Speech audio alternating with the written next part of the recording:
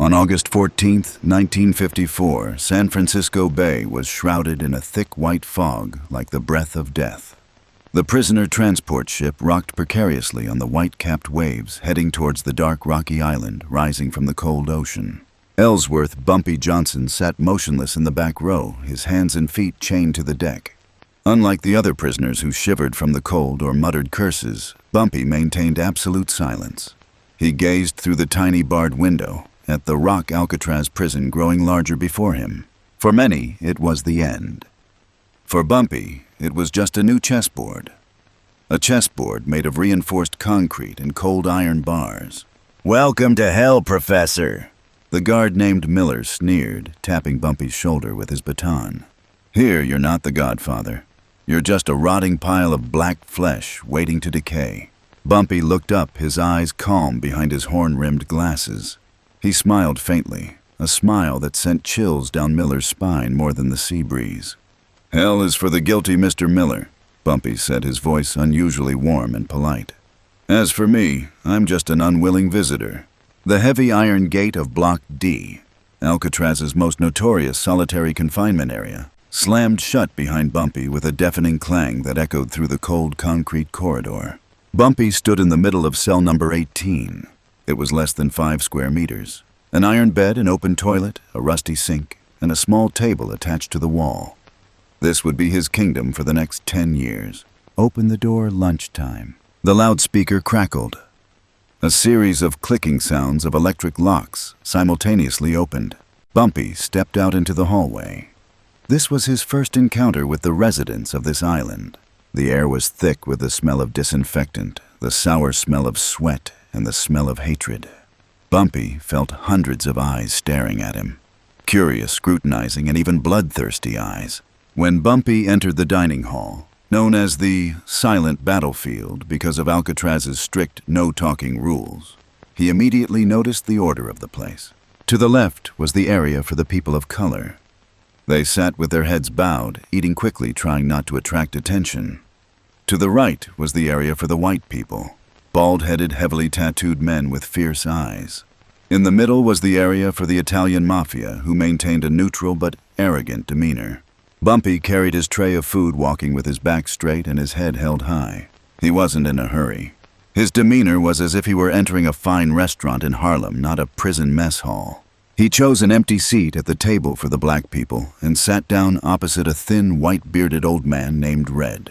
"You shouldn't walk like that," Red whispered through clenched teeth, his eyes not daring to look up. "Here, the nail that sticks out gets hammered first." Bumpy slowly cut a piece of dry sausage. If that nail were made of diamond, the hammer would break, old friend. Suddenly, darkness enveloped Bumpy's table. A towering figure obscured the ceiling lights. It was Earl the Hammer Swagger, the leader of the Aryan Brotherhood at Alcatraz. He was nearly 2 meters tall, his muscles bulging like rocks, a Nazi swastika tattooed on his neck along with the words, "White Power." He was the terror of both prisoners and guards.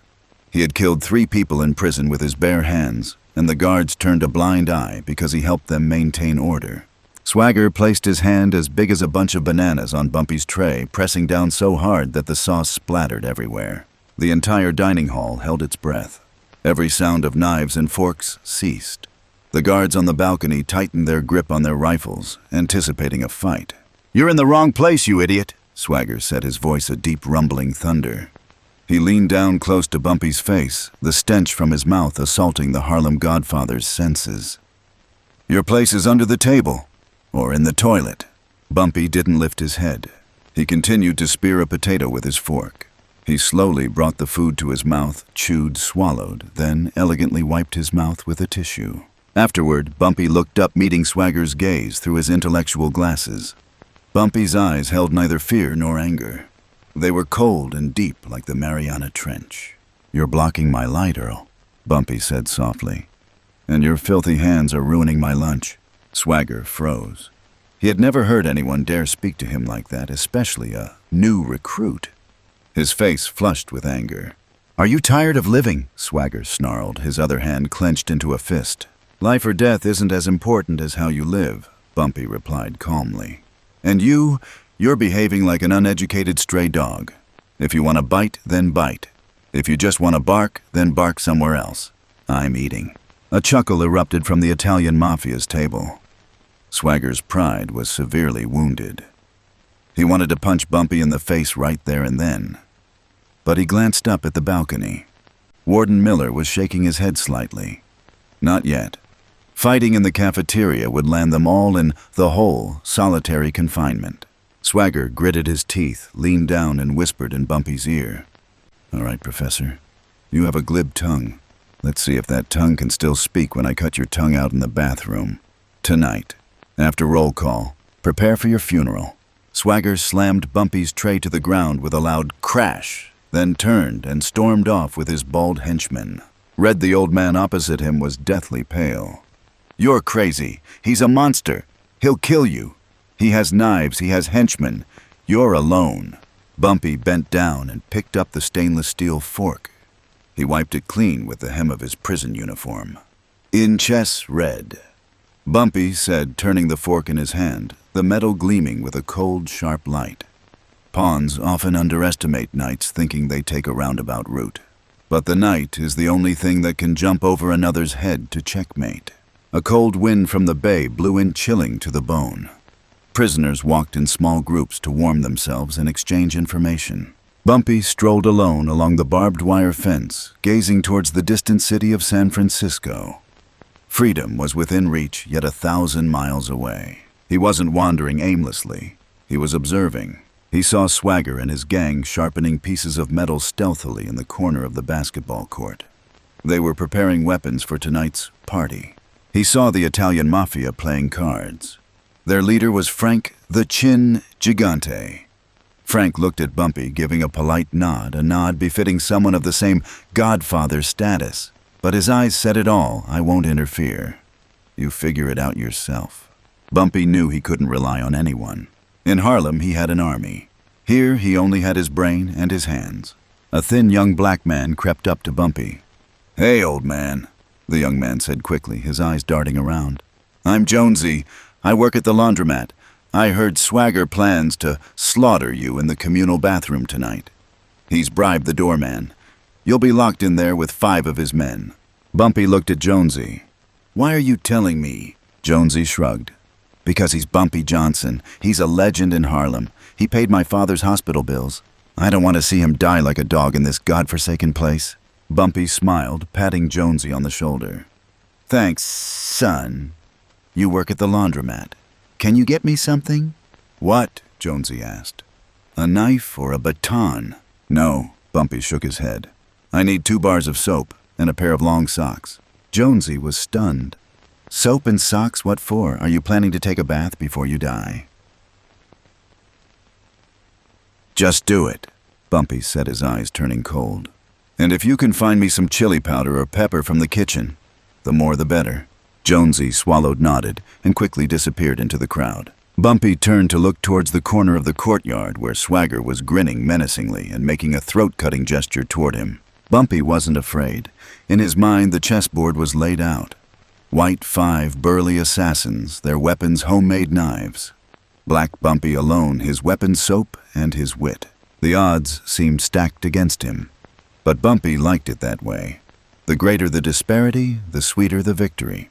The whistles signaling the end of recess blew. It was time to return to his cell.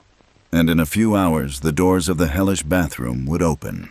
Bumpy walked into line, whispering a line from Langston Hughes, "Life for me is not a staircase of crystal. It has nails, broken pieces of wood, but I am still climbing. I am still climbing." Tonight, blood would stain the Alcatraz bathroom floor, and Bumpy swore it wouldn't be his blood.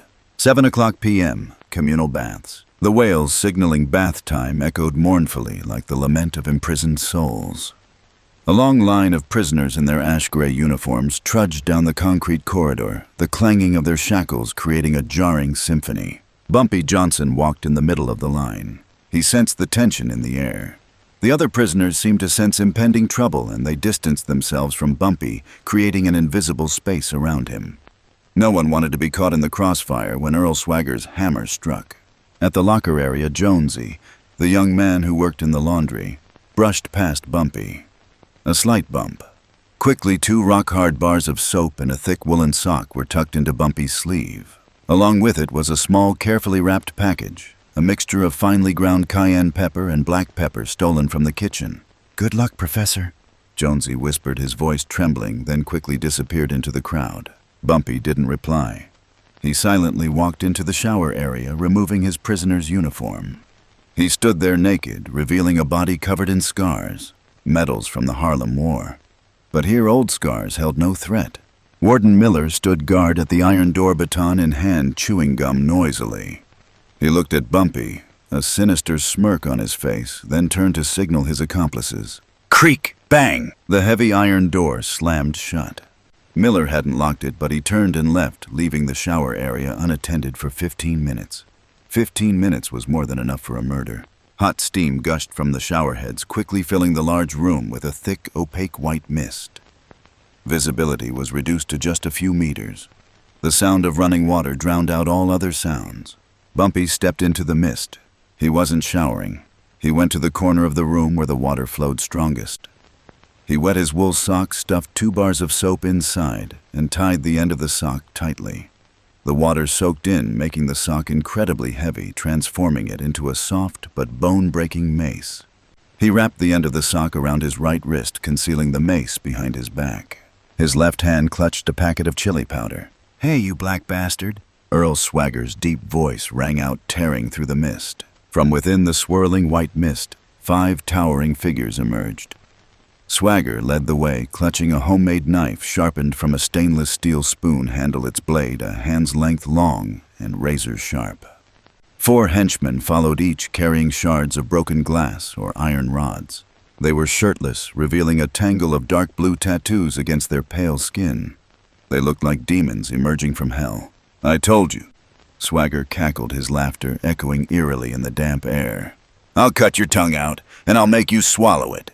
Bumpy leaned against the slippery tiled wall. Condensation formed on his glasses, but he didn't bother to wipe it. He needed Swagger to see his helplessness. 5 against 1, Bumpy said calmly, his voice blending with the sound of running water. "Is that how you Aryans fight? I thought you prided yourselves on being a superior race." "Victory is everything, you fool," Swagger roared.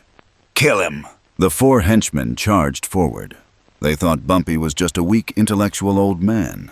They wanted a quick finish so they could go to sleep. That was their first mistake. When the first guy, a bald, one-eyed man, lunged within about 2 meters of Bumpy, Bumpy acted unexpectedly. He didn't throw a punch. He tore open the paper packet in his left hand and forcefully threw it into the stream of hot steam coming from the shower head next to him. Whoosh! The hot steam blew the chili powder and peppercorn straight into Swagger's group's faces. In the high humidity, the chili powder clung to their skin, mucous membranes, and noses much faster. It formed a naturally powerful cloud of spicy vapor. A terrible scream rang out. The 4 henchmen froze, frantically rubbing their eyes. They coughed violently, tears and snot streaming down their faces. Their vision was instantly obscured. My eyes are burning." Swagger was further away, so he got less splashed, but he still squinted because of the stinging sensation. "Don't stab him to death. He's right in front of you." But Bumpy wasn't there anymore. Taking advantage of the chaos and the stinging mist, Bumpy glided across the slippery floor like a ghost. He circled around behind the one-eyed man who was fumbling around. Bumpy's right arm swung up. The sock containing 2 bars of soap sliced through the air with a sharp whistling sound. A dull thud echoed as the nearly half-pound weight slammed into the one-eyed man's temple. He didn't have time to cry out. His eyes rolled back and he fell to the tile floor unconscious. "One down." Bumpy didn't stop. He spun around, lowered his center of gravity, and slammed his sock mace into the knee of the second man standing nearby. Crack! The sound of a kneecap shattering was clearly audible, even in the rushing water. The man screamed in pain and collapsed. Just as he lowered himself, Bumpy delivered another powerful kick to his face, sending him flying against the wall, lying motionless. 2 men. The remaining 2 were in utter panic.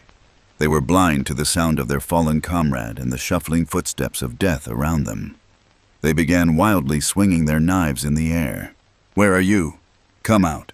Bumpy stood just an arm's length away, silently observing. He waited. When one man swung his knife too far, exposing his side, Bumpy lunged forward.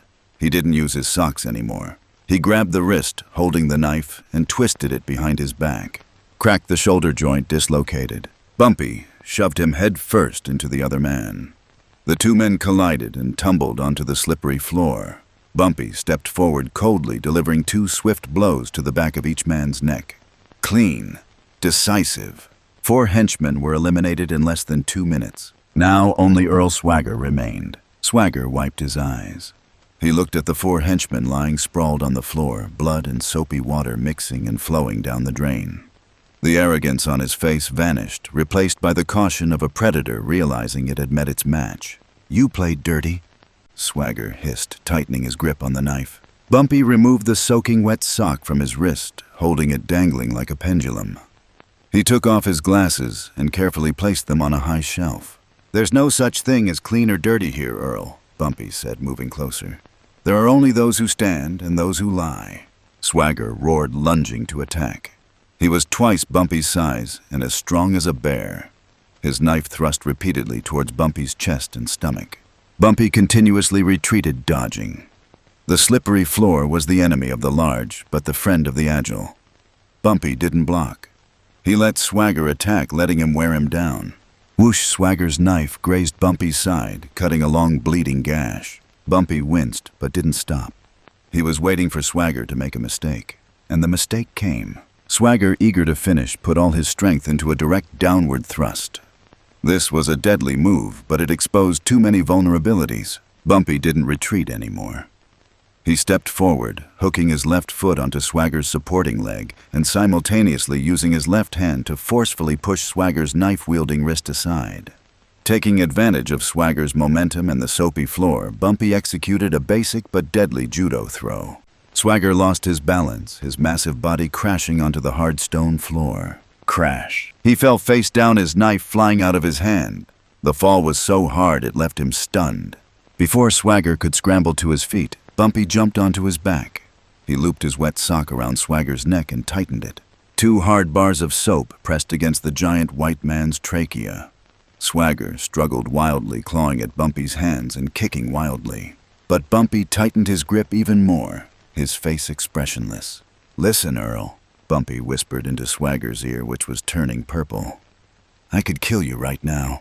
It would be as easy as crushing a bug. But I won't." Swagger's eyes rolled back, his tongue stuck out, his resistance weakening. He was severely deprived of oxygen. Bumpy loosened his grip slightly, just enough for Swagger to take a breath, then tightened it again. He wanted Swagger to feel the boundary between life and death in his hands. "From now on," Bumpy said clearly, word by word, "when you see me, you will bow your head. When I leave, you will get out of my way. And if I need salt in the dining hall, you will be the one to bring it to me. Understood?" Swagger nodded frantically in despair, tears welling up in his eyes from fear. He had been subdued, not just physically, but spiritually. Bumpy released his grip. Swagger collapsed to the floor, coughing violently, clutching his reddened throat. Bumpy stood up, picked up his glasses, and put them back on. He looked at the chaotic battlefield, 5 burly men brought down by an old man and a pair of socks. The iron door swung open. Warden Miller entered, whistling loudly. He expected to see Bumpy's bloody corpse, but the smile on Miller's face vanished. He gaped at the sight before him. Bumpy Johnson stood there, adjusting the towel around his waist, as nonchalant as if he'd just stepped out of a spa. Around him lay the Aryan Brotherhood gang members, groaning and moaning. Bumpy looked at Miller, smiling gently. "The water was a little too hot, Mr. Miller," Bumpy said. "Next time, remember to lower the temperature a bit." He tossed the tattered sock into the trash can and leisurely walked out of the bathroom, leaving the warden and the defeated gang stunned in the fading mist. Rumors spread like wildfire. That night, no one in Alcatraz prison slept. From solitary confinement to forced labor camps, everyone whispered a name with a mixture of awe and terror. Bumpy Johnson, the man who had turned Earl Swagger into a docile puppy with just a bar of soap. But Bumpy knew this was just the beginning. Defeating the guard dog was one thing. Facing the real bosses of Alcatraz, the Italian Mafia and international smugglers, was a completely different game. And Frank the Chin Gigante, the Italian Mafia boss in Sector C, had started to take notice of him. The next morning, the yard. The morning fog in San Francisco Bay was thick, carrying the salty scent of the sea. But today, the air in the yard had a different scent, the scent of respect. As Bumpy Johnson stepped out onto the yard, the crowd parted automatically. The black prisoners, who had previously always kept their heads down, now held their heads slightly higher. They looked at Bumpy as if he were a savior.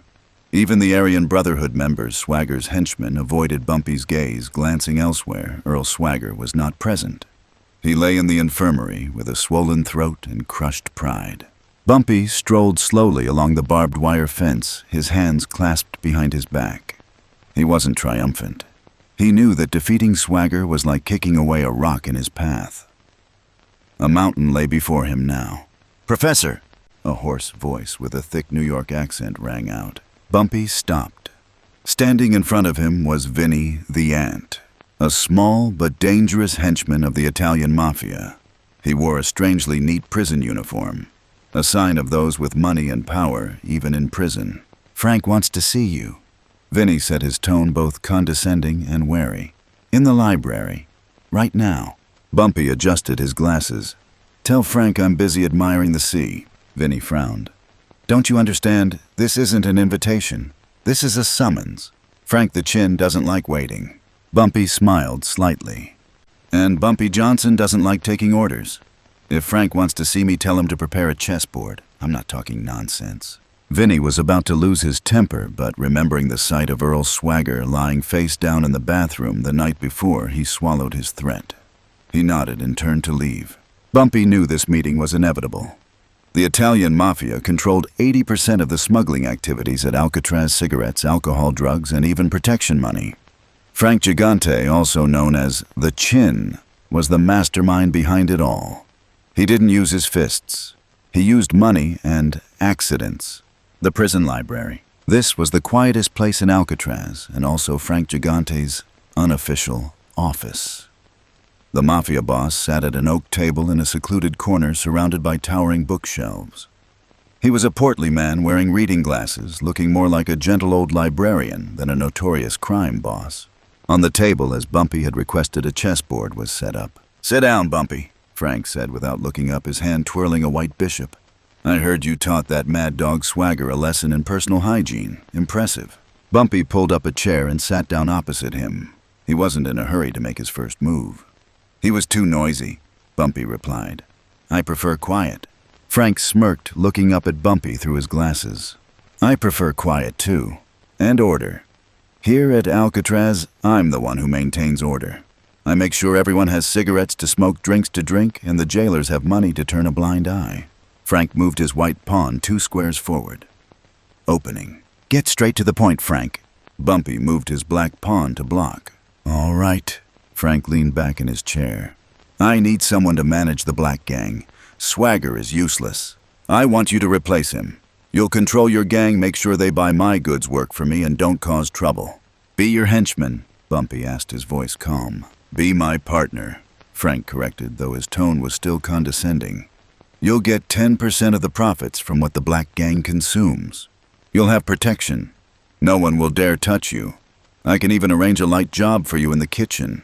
It was an attractive offer to any prisoner. Power, money, and safety.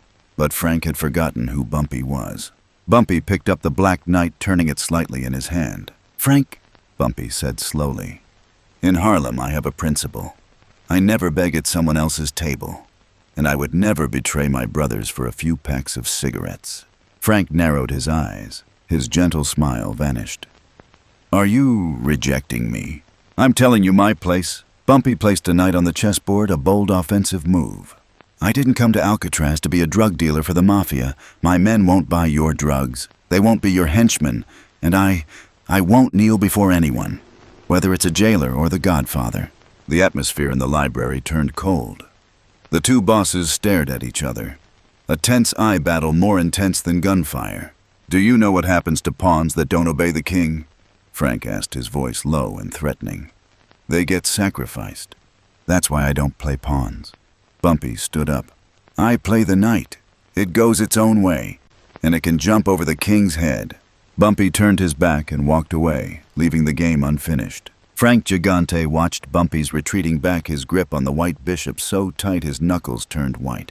You just made the biggest mistake of your life, you bastard, Frank whispered. He gestured to Vinny, who was standing in the shadows.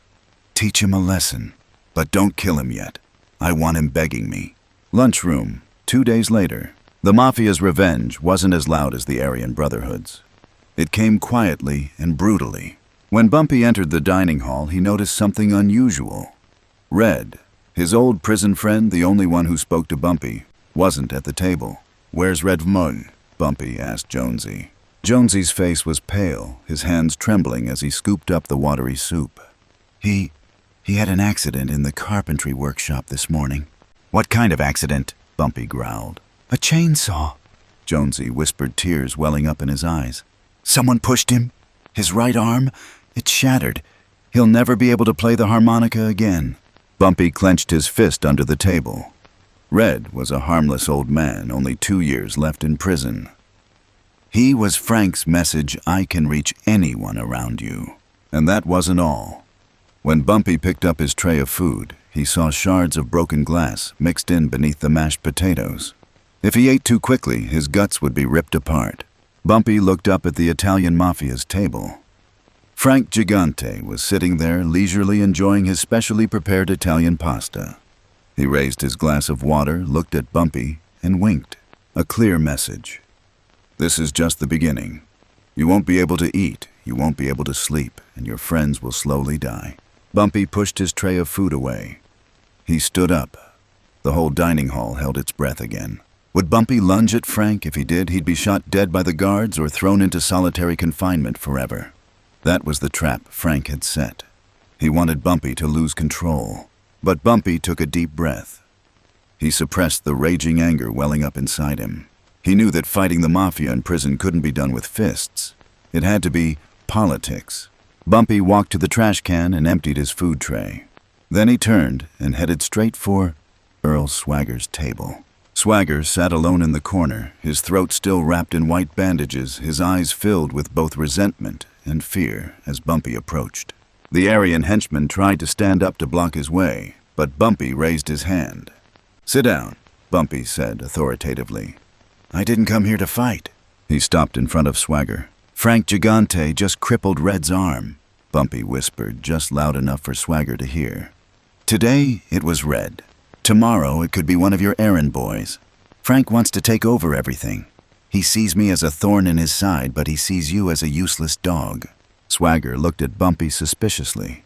Why should I believe you? You almost killed me. Exactly. Bumpy leaned closer. I almost killed you, but I spared you. And Frank, he won't spare anyone. He's tightening his grip on the supply of cigarettes and alcohol. Think about it, if I die, who will be the next one to stand in his way of monopolizing this prison? Bumpy left the question unanswered, then slipped something into Swagger's hand. It was an intact pack of cigarettes, something Bumpy had swapped with Jonesy, a rare gesture of goodwill in prison. The enemy of my enemy is my friend Earl. Bumpy patted Swagger on the shoulder and walked away. Earl Swagger looked at the pack of cigarettes in his hand, then glanced towards Frank Gigante's table. He saw Frank laughing with his henchmen, completely oblivious to his presence. Hatred began to flare in the white giant's eyes. Bumpy returned to his cell, his heart heavy with Red's misfortune, but his mind was already formulating his next move. Frank wanted to play chess fine. Bumpy had just made a move that textbooks never taught, allying with the opponent's pawns to overthrow the king. But to win this game, Bumpy needed more than a loose alliance. He needed a rebellion. And he needed a secret weapon hidden deep within Alcatraz, a secret known only to the oldest prisoners. That night, thunder rumbled across the bay, signaling an impending major storm. 10 o'clock p.m., the laundry. Alcatraz's laundry never slept peacefully. Even when the machine stopped turning, the old steam pipes still groaned, and the pungent smell of cleaning chemicals clung to every crack in the floor. It was the noisiest place in the prison, and therefore the safest place to talk. Bumpy Johnson stood hidden behind a row of enormous industrial dryers. He was folding towels, his movements slow and rhythmic. From the shadows opposite, a hulking figure emerged. Earl Swagger. The Aryan giant still had bandages around his neck, limping as he walked, but his eyes had lost their madness, replaced by caution and hunger. A hunger for revenge. "I did as you said," Swagger said, his voice hoarse. "I told the guys to stop buying Frank's drugs, but they're desperate. If we don't get the drugs soon, I can't keep them around for long." "Hunger is the best motivator, Earl," Bumpy replied without looking up. "Frank is panicking. He sees his sales plummeting. He'll soon make a mistake. But Frank has the supply." Swagger gritted his teeth. "He holds the upper hand. The jailers are smuggling him through the docks. We can't stop them." Bumpy stopped what he was doing. He looked up at Swagger through his foggy glasses. "That's what Frank wants you to think. He wants everyone to believe he's the only one with the key to the treasure. But he's forgotten one thing: Alcatraz wasn't built to be a prison in the first place." Bumpy gestured to Jonesy. The small, dark-skinned young man pulled a tattered, hand-drawn map on yellowed parchment from a pile of dirty clothes. That was the relic that Red, the old man with the amputated arm, had secretly hidden in Bumpy's mattress before his demise. Before it was a prison, Alcatraz was a Civil War military fortress. Bumpy spread the map on the washing machine lid. His finger pointed to the crisscrossing red lines beneath the prison's foundation. "There's an old drainage tunnel and ammunition bunker system deep beneath us. They filled in the main entrances, but they forgot to fill in the smaller, blood vessels." Bumpy's finger stopped at an X mark just below the laundry. "Frank doesn't import goods through the open docks. Too risky. He uses the old sewer line connecting the power plant to the sea to receive goods from smugglers, then hauls them up here." Swagger's eyes widened. "You mean his warehouse is right beneath us?" "Exactly." Bumpy smiled coldly. "We don't need to cut off his supply. We'll seize it." 100 a.m. the infiltration. 3 dark figures pried open the rusty manhole cover hidden behind washing machine number 4. The stench of stagnant sewage and dampness filled the air. Jonesy led the way carrying a makeshift flashlight made from scrap batteries. Swagger followed wielding an iron bar pried from a bed frame. Bumpy was at the rear observing and commanding. They descended 5 meters. The tunnel was narrow, slippery, and full of rats. The sewage water was ankle-deep and freezing cold. "If the guards find out we're missing from the cell," Jonesy said, trembling. "Miller's on night duty," Bumpy reassured. "He received 2 bottles of premium whiskey that I borrowed from the chef's stash. He's fast asleep right now." They groped their way through the darkness for about 20 minutes. Alcatraz's underground tunnel system was like a forgotten labyrinth. The sound of dripping water echoed like a ticking clock. Suddenly, Jonesy signaled them to stop. There was a flickering light ahead. They hid behind a bend. Before them was a large underground room, formerly the fort's old gunpowder storage. Now it was illuminated by oil lamps. In the middle of the room, 2 of Frank Gigante's trusted henchmen were inspecting the goods. Wooden crates were stacked on top of each other. One of them was prying open the lids of a crate with a knife, revealing bottles of strong liquor and packets of white powder. "Damn it," Swagger whispered. "This is enough to supply all of San Francisco, not just this prison." "Frank is stockpiling," Bumpy remarked. "He's going to raise prices. He wants to turn all the prisoners into slaves to his addiction." Frank's 2 guards were laughing heartily, completely unaware that death was lurking right behind them. Bumpy turned to Swagger, nodding slightly. "Your turn, Hammer." Earl Swagger bared his teeth in a cruel grin. He had been waiting for this moment. He stepped out of the shadows, his heavy footsteps echoing on the wet pavement. "Who's there?" One guard jumped, drawing his pistol, but it was too late. Swagger charged like a runaway truck. He swung the iron bar in his hand, knocking the gun out of the guard's hand and breaking several of his fingers in the process. The other guard tried to flee toward the escape route to the sea, but Bumpy was already blocking his way. "Don't rush," Bumpy said softly. He grabbed a bottle of brandy from a crate and smashed it against the guard's head. Clang. The soldier fell to the ground, the fragrant smell of alcohol mingling with the stench of blood. In less than a minute, Frank Gigante's treasure had changed hands. Jonesy ran to the crates, his eyes gleaming. "We're rich. This must be worth a fortune. We're going to take it all back to our cell." "No," Bumpy said emphatically. Swagger and Jonesy stared at him in astonishment. "Are you crazy? We came down here to rob Frank. Bumpy picked up a package of heroin, looking at it with contempt. "If we take this back, we'll become the new drug dealers. Frank will report us to the guards and we'll all be dead. My goal isn't to replace Frank in selling poison. My goal is to cut off his power." Bumpy ordered, "Swagger, smash all the bottles of liquor. Pour them down the drain." "What?" Swagger exclaimed regretfully. "Such good liquor." "Smash," Bumpy growled. "I want Frank to know what loss feels like." The sound of shattering bottles echoed like firecrackers. Alcohol spilled all over the floor, its pungent fumes filling the air. The heroin and cocaine remained. Bumpy didn't throw them away. He had a more sinister plan. "Jonesy," Bumpy called. "Did you bring the plaster and rat poison I told you about?" Jonesy nodded, pulling several packets of powder from his jacket pocket. "Swagger," Bumpy instructed. "Dump all the real poison down the drain. Replace it with plaster mixed with rat poison. Repack it exactly as it was." Swagger shuddered. "You're going to kill all his clients." "No." Bumpy shook his head. "Low-dose rat poison won't kill them instantly. It will cause them to vomit, have severe stomach pains, and have bloody diarrhea. Imagine tomorrow when Frank's henchmen and even the drug-addicted prison guards use this stuff. What will happen?" Bumpy smiled a smile that sent chills down Swagger's spine. "Frank's reputation will crumble.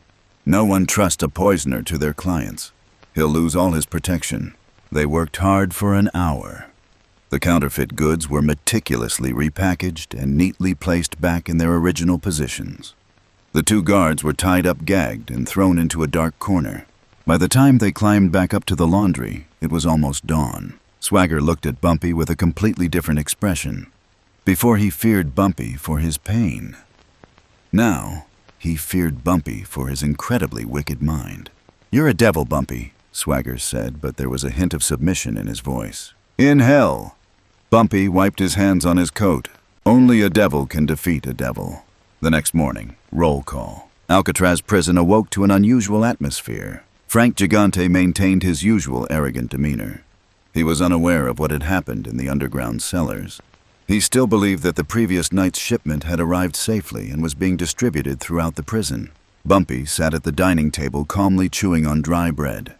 He looked at Frank silently counting down in his head. 3, 2, 1. In the corner of the dining hall, a guard, a regular customer of Frank's, suddenly clutched his stomach, his face turning pale. He bent over, vomiting violently onto the floor. At the same time, at the table of the Italian Mafia, two of Frank's trusted henchmen began convulsing and foaming at the mouth. "The medicine. The medicine is poisoned," one of them shouted before collapsing. The entire dining hall was in chaos. The alarm blared loudly. Frank Gigante jumped to his feet, his face drained of all color. He looked at his writhing henchmen, then glanced over at Bumpy's table. Bumpy Johnson raised his glass of water, smiled, and subtly raised it toward Frank. A sarcastic toast to good health. The tables had turned. The White King was surrounded by his own pieces, and Bumpy knew the moment to deliver the checkmate was near. 12 p.m., Alcatraz Infirmary. Never before had the prison infirmary been so chaotic. The smell of vomit, disinfectant, and groans of pain filled the cramped space. Dozens of prisoners and worse 5 guards lay writhing on their beds. Their skin was purple, they were drenched in sweat, and their stomachs ached intensely. The prison doctor rushed about drenched in sweat. The preliminary conclusion: acute food poisoning, or worse, chemical poisoning. News spread like wildfire. Frank Gigante's goods were poisoned. In his cell, Frank Gigante smashed his expensive radio. He paced like a caged animal. He couldn't understand what had happened. He had checked the goods. Everything was fine. How did rat poison get in there? The cell door opened. Vinny, the ant, walked in, his face drained of color. "Boss," Vinny stammered. "Things are terrible. The guys in Block B are threatening to skin us alive. The Aryan Brotherhood are sharpening their knives. Warden Miller just sent a message. He said if he doesn't die of poisoning, he'll shoot you himself." Frank grabbed Vinny by the collar, pressing his face against the bars. "It's Bumpy. It must be that black bastard." "He's down in the cellar. He swapped the goods. What do we do now?" Vinny trembled. "We've lost all our customers. We've lost all our protection." Frank released his grip, his eyes bloodshot. He pulled something wrapped in oilcloth from under the mattress. A German military dagger, the most expensive memento he'd ever bought. I still have power, Frank hissed. I'm still the king of this island. I'll kill Bumpy Johnson right here in the middle of the training field. I'll rip him open for everyone to see the consequences of defying me. But those black guys and the Aryans, they're just pawns, Frank yelled. When the king acts, the pawns must get out of the way. Gather all the remaining men. We're going to the yard. 2:00 p.m. The training field. The atmosphere on the field was tense. The sky was gray, dark clouds, swirling, signaling an impending storm. The wind howled through the barbed wire fence like the howling of demons. Bumpy Johnson stood in the middle of the basketball court. He stood alone, his hands clasped behind his back, his posture as straight as a flagpole. He was waiting. From the gate of Block C, the iron gate swung open. Frank Gigante led a group of about 15 remaining Italian Mafia members, those lucky enough not to have used drugs last night. They advanced stealthily, their homemade weapons clutched in their hands. A palpable sense of menace emanated from them. The training ground fell silent. Hundreds of other prisoners parted, creating a wide path for Frank to advance toward Bumpy. On the watchtower, the guards pointed their guns downwards. Strangely, no warning sirens sounded. Warden Miller, who had just recovered from a life-threatening stomach ache, stood on the tower, rifle in hand, but the barrel lowered. He wanted to see Frank dead. He had given the green light for this massacre. Frank stopped 5 meters from Bumpy. He was breathing heavily, his once plump face contorted with anger and fear. "Do you think you're so clever, Bumpy?" Frank shouted, his voice hoarse from the sea breeze. You poisoned my client. You ruined my business. Bumpy adjusted his glasses, his voice eerily calm. "I'm just helping them quit their addiction, Frank. You should be thanking me. I'll rip your guts out." Frank brandished his gleaming dagger. "I'll kill you right here and no one will stop me. I'm Frank the Chin. I'm the godfather of Alcatraz." Frank turned to look at the crowd of prisoners around him, intending to use his old authority to threaten them. "Anyone who dares step forward to help him, I'll kill their whole family." But he was met with silence, a deadly silence. Bumpy smiled. He raised his right hand and snapped his fingers. From the right, Earl Swagger stepped out. The Aryan giant wasn't alone. Following him were 40 bald, tattooed men armed with clubs, chains, and iron pipes. From the left, the black prisoners also stepped forward. Jonesy led the charge, wielding a large wrench stolen from the machine shop. He was followed by dozens of other black men, their eyes blazing with hatred. And most terrifyingly, even the neutral prisoners, those who had always feared the Mafia, began picking up stones and bricks from the ground. Frank Gigante was stunned. He looked around. He no longer saw the docile sheep. He was standing among a pack of hungry wolves. "You," Frank stammered, taking a step back. "What have you done?" "I taught them how to play chess, Frank," Bumpy said slowly, walking toward Frank. "You think you're king? No, Frank. You're just a merchant. And a merchant who sells counterfeit goods, who sells poison to his own brothers, doesn't deserve to live." Frank turned to his men. "Kill them, shoot. No, stab them to death." But the 15 Italian Mafia members looked at the sea of people surrounding them. They saw the overwhelming numerical superiority. 15 against 300. They dropped their weapons. One by one they retreated, leaving their boss standing alone in the midst of the encirclement. "Vinny!" Frank called out, his most trusted confidant. Vinny the ant looked at Frank, then at Bumpy. He threw his knife to the ground, bowed his head, and retreated into the crowd. "Sorry, boss. The game is over." Frank Gigante was now alone. Standing in the vast training ground under the pitch-black sky, he looked small and pathetic. Bumpy stood opposite him, just an arm's length away. "Frank, fight me, Frank," Bumpy said. "One-on-one, like men. If you beat me, you can keep your damn life." Frank let out a desperate roar and lunged forward, stabbing downwards. Bumpy didn't flinch. He dodged to the left as swift as a snake. His hand grabbed Frank's knife-wielding wrist and twisted it backward. Crack! A crisp sound of breaking bone echoed. Frank screamed, the knife falling to the ground. Bumpy didn't stop. He threw a powerful hook punch to Frank's famously protruding chin, the pride of his nickname, the Chin. B.M. The punch was so strong it broke Frank's jaw, sending him spinning and falling face down onto the rough concrete. Fresh blood and broken teeth splattered everywhere. Frank tried to scramble to his feet, but Bumpy stomped on his back, pinning him to the ground. "Earl," Bumpy called. Earl's swagger approached a long iron bar in his hand. He looked at Frank lying at Bumpy's feet with contempt. "It's yours," Bumpy said, lifting his foot. Bumpy turned his back and walked away without looking back. He didn't need to kill Frank himself. A king didn't need to dirty his hands with rubbish. Behind him, Frank Gigante's desperate screams echoed quickly, drowned out by the roar of the enraged crowd. Hundreds of men charged, unleashing their vengeance and pent-up resentment on the man who had exploited them. On the watchtower, Miller lit a cigarette, turning his face away. "I can't see anything," he muttered. The rain began to fall, heavy and icy. The rain washed away the blood on the training ground, but it couldn't wash away the memory of this day. The day the pawns had rebelled and overthrown the king. Bumpy stood under the eaves, lighting a dry cigarette. Jonesy ran up, soaking wet, but grinning. "You did it, Bumpy. You're the new king of Alcatraz." Bumpy took a drag on his cigarette, gazing at the white curtain of rain. "No, Jonesy." Bumpy shook his head slightly. "There's no king here, only survivors." He looked toward Frank Gigante's corpse, now a mangled pile of flesh in the courtyard. The game was over. But Bumpy knew this victory would have a different consequence. The large prison gates swung open. A heavily armed special forces team clad in body armor and gas masks stormed into the courtyard.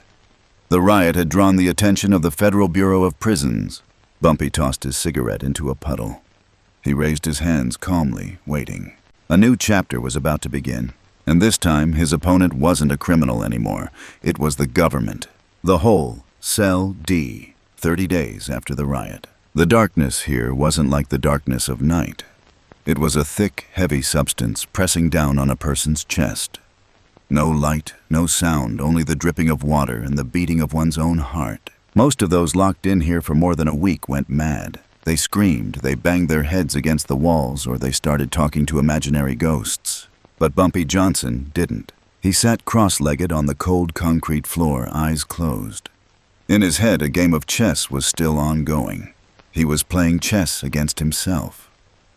White made a move, black responded. He found peace in the order of the squares, even in the chaos of the world around him.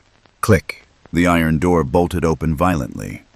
A blinding light from the hallway flooded in, forcing Bumpy to squint. Warden Blackwell stood in the doorway, his shadow stretching long over Bumpy.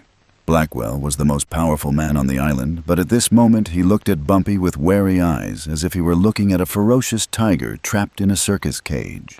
"Rise, prisoner 1117, Blackwell commanded. Bumpy slowly rose, brushing the dust off his faded prisoner's uniform. He stepped into the light, his back straight, his head held high. "You look tired, Warden," Bumpy said, his voice hoarse from years of silence, yet still full of polite sarcasm. "Don't use that tone with me," Blackwell snarled. "Frank Gigante is dead. Earl Swagger has been transferred. You caused the biggest riot in Alcatraz history. I could have you here forever until you rot." "You could," Bumpy replied calmly. "But you won't." Blackwell froze. "Why?" "Because you need me," Bumpy smiled faintly. "Frank is dead. Who will keep order for you? Who will ensure the black prisoners don't revolt? Who will stop the new Aryans from causing trouble? You know, order is built on fear, but it's maintained by respect." Blackwell fell silent. He knew Bumpy was right. Since Bumpy was imprisoned, the prison had been in chaos. Fighting and stabbings happened daily. His guards were exhausted. "If I release you," Blackwell lowered his voice, "you must promise to keep this camp peaceful. No smuggling, no murder." "I only play chess, sir," Bumpy shrugged.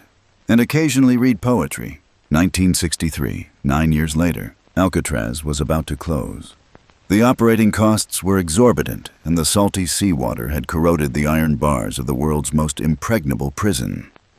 The last prisoners were being moved out. For the past 9 years, Bumpy Johnson had become the true godfather of Alcatraz. Not through bloody violence like Frank Gigante, but through a more terrifying form of soft power. He ran literacy classes for illiterate prisoners. He taught Jonesy to play chess, and Jonesy is now a master. He mediated conflicts between gangs.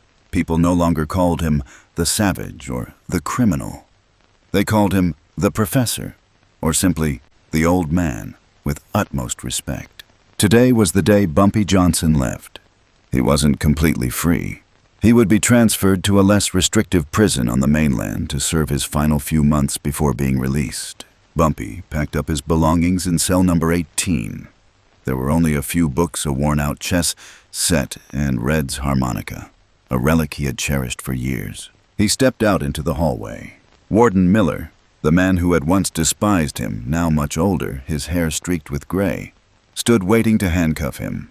"Give me your hands, Bumpy," Miller said, his voice no longer harsh. He didn't even use his baton. Bumpy held out his hands. The sound of handcuffs clicking echoed. They led Bumpy down the main corridor of the prison to the docks. This was the longest road any prisoner could ever dream of, walking the road home. As Bumpy walked, something miraculous happened. Without a word, hundreds of prisoners locked in the cells on either side of the corridor simultaneously stood up. They walked right up to the bars. There was no shouting, no whistling, no banging, only absolute silence. The heavily tattooed men, the ruthless killers, the notorious robbers, all stood solemnly, their hands gripping the bars, their eyes following Bumpy's footsteps. Jonesy, now a grown man, stood in cell number 42. He placed his hand on his left chest, nodding slightly in greeting to his mentor. It was the King's silence. The most ceremonial farewell the underworld bestowed upon a living legend. Bumpy walked between those two rows of honor guards. He didn't look at anyone specifically, but he saw them all. He saw gratitude in their eyes. He had taught them that even when locked in a cage, they were still human. As he reached the main gate, Bumpy turned back for one last look. He saw Earl Swagger, who had been transferred and returned for a new crime, standing in the training yard. The Aryan giant raised his fist, not to threaten, but as a symbol of respect power. Bumpy smiled faintly. He had arrived as a number. He would leave as a monument. Alcatraz ferry terminal. 30 minutes later, the ferry pulled away, leaving the dark rocky island behind. The strong sea breeze ruffled Bumpy's graying hair. Warden Miller stood beside him, lit a cigarette, and for the first time in his life, offered one to his prisoner. "What are you planning to do when you get back to New York?" Miller asked. "The world has changed, Bumpy. Harlem isn't what it used to be. Drugs, the civil rights movement, the teenagers, they're much more aggressive now." Bumpy took the cigarette, inhaled deeply, letting the pungent smoke fill his lungs. The taste of freedom. "The world may change, Miller." Bumpy gazed toward the horizon where the skyscrapers of San Francisco gleamed in the sunlight. But human nature doesn't. They still need a guide, or a protector. "You still want to be king?" Miller shook his head. At this age, Bumpy exhaled the smoke, his eyes becoming razor sharp, just like the night he entered the sauna 9 years ago. "I don't want to be King, Miller. Being king is exhausting. A king is always afraid of assassination," Bumpy said. "I just want to be a chess player. And in Harlem, the game has only just begun."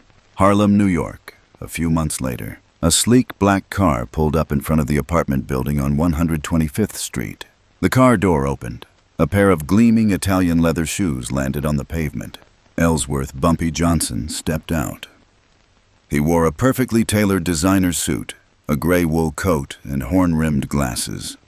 He looked like a university professor returning from a long business trip. No one recognized him immediately. But then an old woman selling fruit on the street squinted. She dropped the apple in her hand. "My God," she whispered. "It's him. He's back." The news spread like wildfire. Children rushed into the street. The young gangsters gathered on the street corner.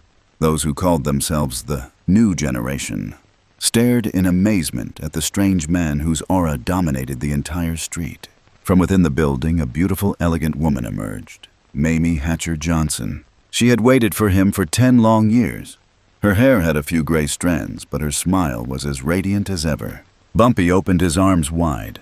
Mamie rushed into his embrace. The two hugged tightly in the bustling streets, oblivious to the world around them. "Welcome home, Ellsworth," Mamie whispered, tears soaking his shirt. "I promised." Bumpy kissed his wife's hair. "I was just going for a little walk." From across the street, a red convertible Cadillac slowly approached. Behind the wheel sat a young, well-dressed, gold-adorned African-American man. He looked at Bumpy with a curious and challenging gaze. It was Frank Lucas. and on the other corner a tall, bespectacled man in a black suit was handing out leaflets for the Islamic State. It was Malcolm X. Bumpy looked at Frank Lucas, then at Malcolm X. He sensed the powerful undercurrent of Harlem. New forces, new battles. Bumpy Johnson pulled the Black Knight from his pocket, the piece that had followed him all the way from Alcatraz. He clutched it tightly in his hand. The boss was back. The chessboard was set, and this time the whole world would be watching his every move. "Harlem, I'm back." The story of Bumpy Johnson at Alcatraz may be fictional, but its spirit is true. It's the story of a man who refused to be subdued by circumstances, by prejudice, and by violence. He left Alcatraz not as a former prisoner, but as a living legend. Bumpy's life continued with other epic and tragic chapters intertwined with the civil rights movement and the fight against systemic corruption. But that's another story. For now, the game at Alcatraz has officially ended.